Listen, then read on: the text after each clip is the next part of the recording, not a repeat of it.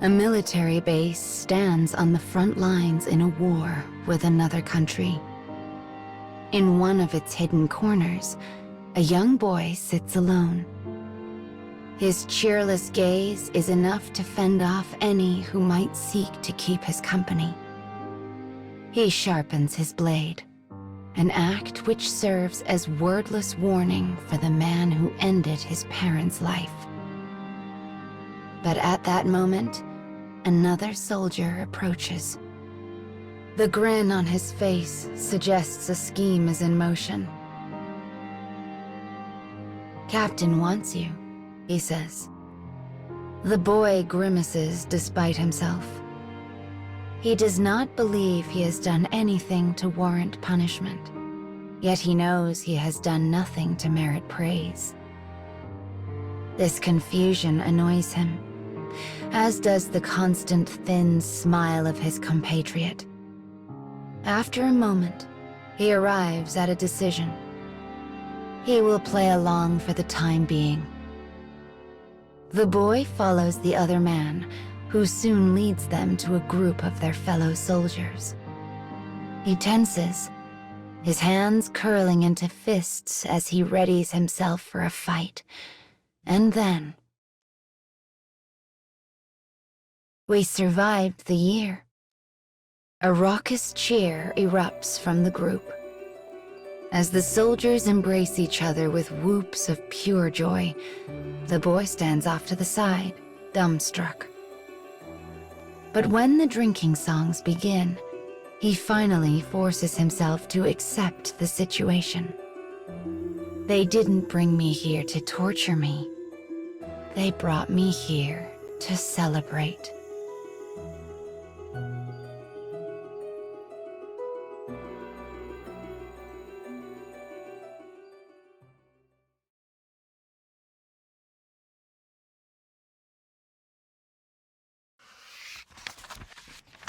As the boy enjoys the celebratory feast, his squad mates raise their voices in a round of merry boasting. I was a demon out there. The enemy ran as soon as they saw me coming. Yeah, but I'm the one who claimed their leader's head. The boy finds himself shaking his head in silent disapproval of this carefree swagger. Suddenly, a glass of strong drink is placed in his hand. "Enjoying yourself?" asks a calm voice. It belongs to their leader, the one they all call Captain Craven behind his back. The men of the squad have long scoffed at how quick their captain is to retreat from battle, and the boy shares their dim view of his competence. "How was this year for you?" continues the man. Though the questions are meant as the easiest of small talk, they lay as stones on the boy's heart. For despite an entire year of searching, the object of his revenge remains as distant as when he began. Thinking of this, shame suddenly pierces his chest like a bullet, and he absently tosses the cup aside. The crisp shattering of glass brings the hall to silence. Thick, red liquid slowly pools across the ground. It reminds him of his parents. Ignoring the captain, ignoring his companions, the boy bolts up from his seat and flees the hall.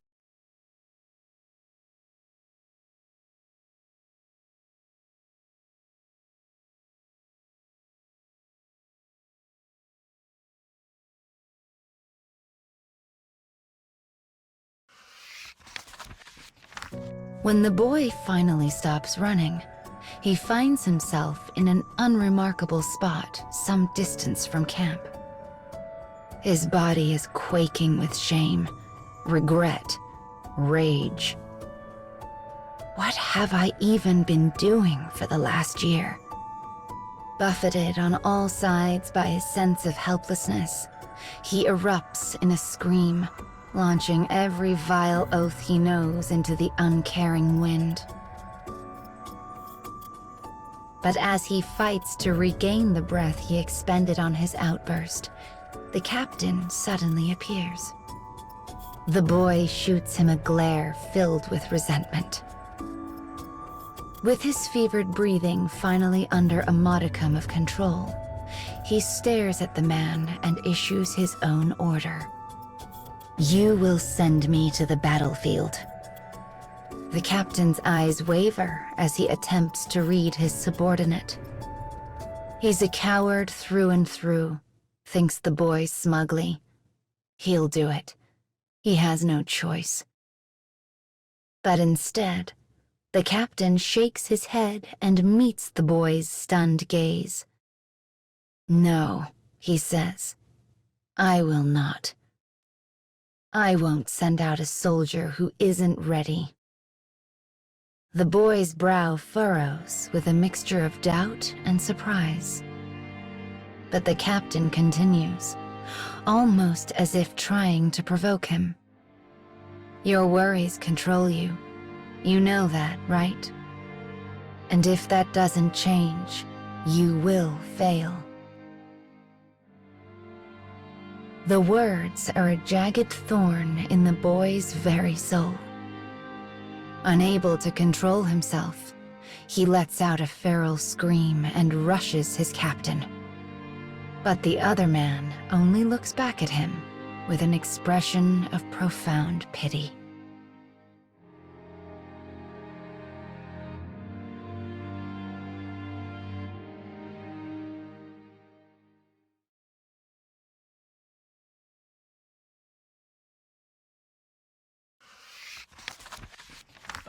The boy's vision is red, his mind madness.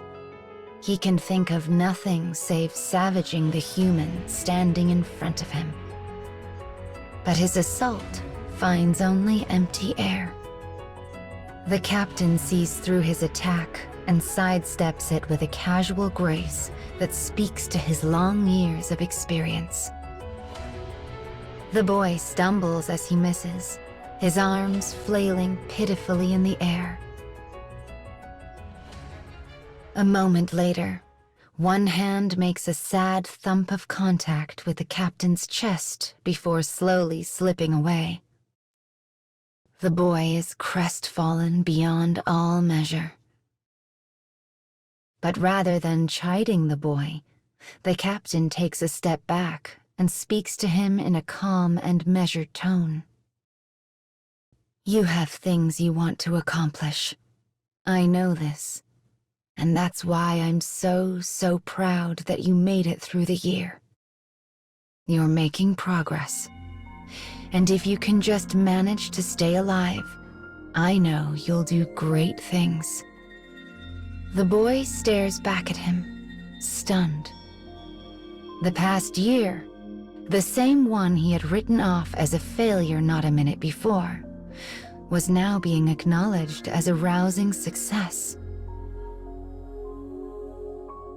Confused, the boy spins on a heel and begins to walk away, but the captain calls after him. "We'll celebrate next year, too." The boy continues walking, muttering a single word. "Whatever." And yet, the rage he so clearly felt does not hang so heavily on him now. It's as if clouds have parted ever so slightly on the turbulent storm of his heart. He finds this feeling to be terrifying. For if his anger departs, what is left of him?